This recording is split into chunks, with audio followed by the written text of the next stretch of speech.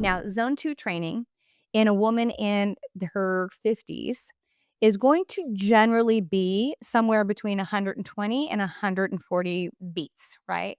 Beats per minute. And so when you're working at that level, it's harder to talk, but you can still talk, right?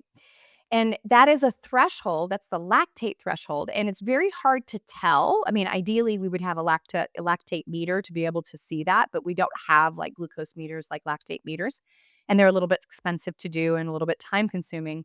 But essentially, when you're in that zone 2 training, it's faster than you can walk, right? It's almost impossible to walk fast enough. Jogging or running, it often feels like you're not working hard enough, and people actually run at a pace that's beyond that, closer to zone 3. And cycling, it's a little easier to do this, or elliptical or swimming. It's a little easier to do this because you're able to actually maintain a speed that increases this. Now, where does zone 2 come in? So, zone 2 helps glucose utilization and mitochondrial activity. So it increases mitochondrial biogenesis. So that means in every single cell, we produce more mitochondria, right? So I'm building muscle fiber and producing more mitochondria. I become more metabolically active. My body becomes more efficient. And zone 2, for it to be really, really effective, it needs to be longer in duration. And so this is one of those things that the longer you do it, the better. Me personally, I do 1 to 2 zone 2 trainings a week where I'm out on a bike for a longer period of time. And what's interesting about zone 2, when you utilize it properly and you get into that heart rate zone, what you'll start doing is you'll start being able to take the heart rate to a higher rate, but do more fatty acid oxidation at that higher rate. So here's where the difference resides. When you're lifting weights, you're in an anabolic state. Your body is using glucose during that time, right? It is not burning fat. That is not what it's doing, but it increases fat burning afterwards, right? So it acts as a glucose sponge, increases fat burning capacity afterwards. Zone 2 is where you burn fat and you burn glycogen stores. So you burn through glycogen stores first, and then you burn fat. What's interesting is when this is done properly with longer duration. So when I do mine, it's usually on the weekend and I go for about an hour and 15 minutes to 2 hours. I'm on my bike. This is also my mental health thing. And what I have found over time is my threshold for zone 2 improves, meaning I can create a little bit higher heart rate, but still stay in that fatty acid oxidation zone where I'm still fat burning.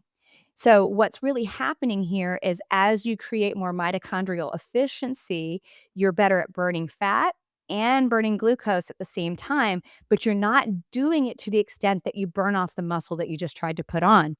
When you're in zone 3 and zone 4, at extended periods of time where you're above that and you're not getting enough oxygen, you start to burn off the muscle you put on. And this is what happens with most of us that were in the aerobic Gen X world. We were working out at a level that is beyond that capacity. And a lot of your high intensity interval like locations, your, you know, FT45s or whatever, or your Orange Theories often take their aerobic thresholds above this zone. And even though they've got weight training and other stuff in there, it is largely a high intensity interval activity that is actually cardio at the same time. While it may make you feel great, it may actually be counterproductive because it doesn't improve that muscle protein synthesis activity, and it also is beyond the fat oxidation level at that time, and so you're basically burning off muscle.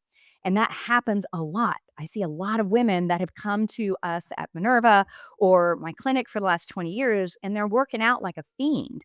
And they love this kind of exercise because it's great for the mental health. But they're like, I'm working my ass off at a Orange Theory, and nothing's happening. And this is why. So zone 2 needs to be at a slightly lower threshold, but a higher threshold than what you can do walking.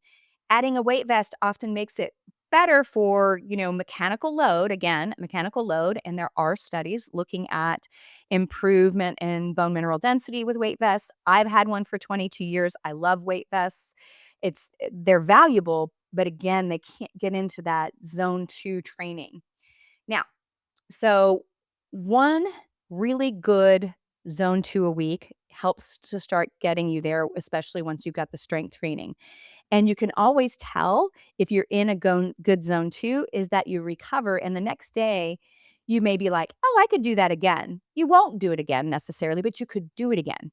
If you feel run down and beat up, then you were probably exceeding your zone 2 capacity. And that's a really good way to sort of see it.